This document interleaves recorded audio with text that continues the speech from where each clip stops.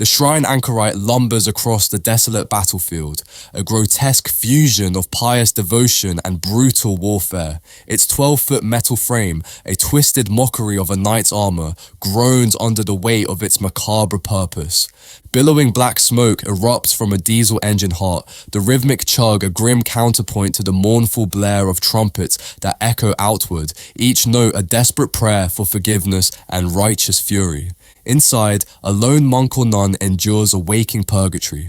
The cockpit, a nightmarish contraption of spikes and barbed hooks, digs into their flesh, a constant reminder of the suffering Christ endured on the cross. Yet, far from flinching, the pilot welcomes the torment, their pained roars intermingling with the prayers that spill from their lips. The outside of the Anchorite presents a stark contrast. Gleaming icons of their chosen order adorn the metal, alongside venerated relics and devotional scrolls, a testament to the specific pilgrim sect it serves. These holy symbols stand as a beacon of faith amidst the carnage, a desperate plea for divine intervention in the face of unending demonic hordes. These colossal war machines are the last remnants of a bygone era. Built centuries ago within the hallowed halls of Velerad Monastery, their creation was a marvel overseen by the sainted Saint Methodius. But the knowledge to construct these titans has been lost, a casualty of a brutal commando raid by the demonic forces of Marcosius. The fall of Velerad serves as a stark reminder of the ever-present threat, a constant spur to the pilgrims' fanaticism. It's important that we now do a small stop to talk about Velerad Monastery, the birthplace of the Anchorite, one of the most powerful weapons against the forces of hell. Let us see what happened to this monastery. The fall of Velerad Monastery wasn't just a military defeat, it was a shattering blow that echoed through the ages for the pilgrims.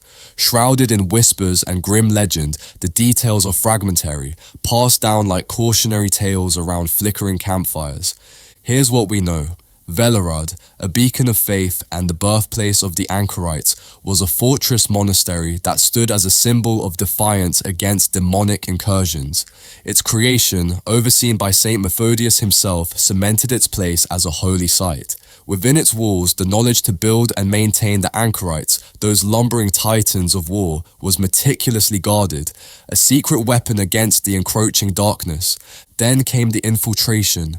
The demon Marcosius, a cunning entity whispered to be a weaver of shadows and master of deceit, orchestrated a death commando strike. These elite demonic shock troops, chosen for their ruthlessness and proficiency in surprise attacks, breached the supposedly impregnable walls of Velerad. The details of the battle itself are lost. Some tales speak of a betrayal from within, a pilgrim corrupted by promises of power. Others claim a demonic horde materialized from the very stones, a testament to Marcosius's dark magic. Whatever the cause, the outcome was swift and brutal. Velerad fell. The Anchorites, the pride of the pilgrims, were likely overwhelmed or rendered inoperable by sabotage. The monastery itself was ravaged, its holy halls desecrated. The knowledge to build the new Anchorites was lost, a critical blow to the pilgrims' military might.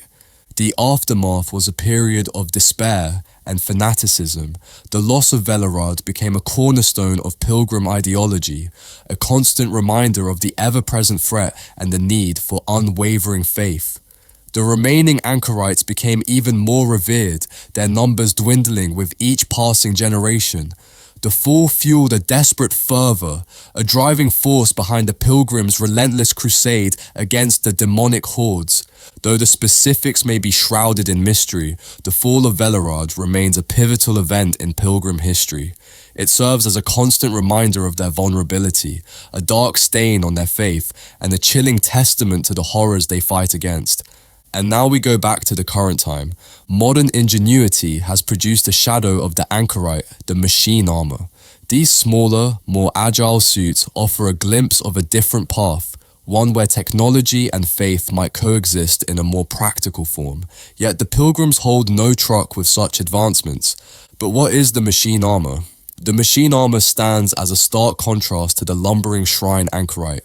Where the Anchorite embodies brutal devotion and raw power, the machine armor whispers of a future where technology and faith coexist in a sleek, agile package. Developed by the engineering foundry of New Antioch, the machine armor is a marvel of modern ingenuity. Crafted from advanced alloys and powered by miniature fusion reactors, it offers a significant leap forward in battlefield capability. Its sleek, segmented design allows for a surprising range of motion, mimicking the natural movements of the human form. Integrated sensory systems feed real-time information to the pilot, allowing for precise targeting and tactical maneuvering. Armament is no longer limited to brutal melee weapons. The machine armor features integrated energy projectors and miniaturized missile launchers, offering a versatile arsenal for any situation. However, the machine armor's greatest strength may also be its biggest weakness. Unlike the Anchorite, it lacks the raw, intimidating presence that inspires both fear and fanaticism. The machine armor feels almost clinical in its approach, a sterile instrument of war devoid of the religious fervor that fuels the pilgrim's fighting spirit. The church itself remains divided on the machine armor's role. Some see it as a pragmatic adaptation, a way to counter the ever-evolving demonic forces with more sophisticated technology. Others fear it represents a dangerous shift, a move away from the unwavering faith that has always been the cornerstone of the Pilgrim Way. Traditionalists point out that the machine armor lacks the capacity for self-sacrifice, a core tenet of Pilgrim belief. Despite these concerns, the machine armor has seen growing acceptance, particularly amongst younger generations of pilgrims. Its effectiveness on the battlefield is undeniable, offering a much-needed edge against increasingly sophisticated demonic tactics. This is where we make the division, as the Anchorite is not just a weapon and an armor, it's a shrine, a focal point for their unwavering faith. It carries the weight of countless battles, each dent and scar a story etched in metal, a grim testament to the relentless struggle against the forces of darkness. Piloting an Anchorite is a one-way journey. Once entombed within its metal shell, the monk or nun becomes one with the machine until their final breath. Those who fall in glorious combat are seen as martyrs, their sacrifice celebrated. But even those claimed by old age are not forgotten. Their remains are carefully extracted, becoming revered relics displayed within the Anchorite itself. Each war machine becomes a morbid family tree, a chilling reminder of the generations who have stood defiant against the encroaching darkness. The Anchorite's arsenal is as brutal as its design. It wields a massive adamantine Catherine wheel, its spinning blades a whirlwind of righteous fury, tearing through the ranks of the damned. A bone-breaker mace, a monstrous weapon forged from the very remains of fallen demons, delivers a crushing blow that embodies the raw power of divine retribution. But the pilgrim's devotion goes beyond the battlefield.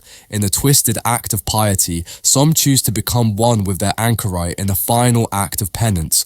These trench pilgrims and stigmatic nuns volunteer to be strapped onto the very Catherine wheel, their screams a final prayer as they are crushed in a gruesome display of self-sacrifice.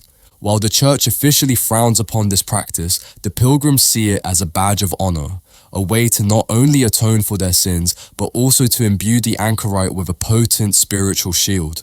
On the eve of every battle, a grim lottery unfolds as pilgrims flock to their sacred machines, each yearning for the dubious honor of being chosen for this ultimate offering.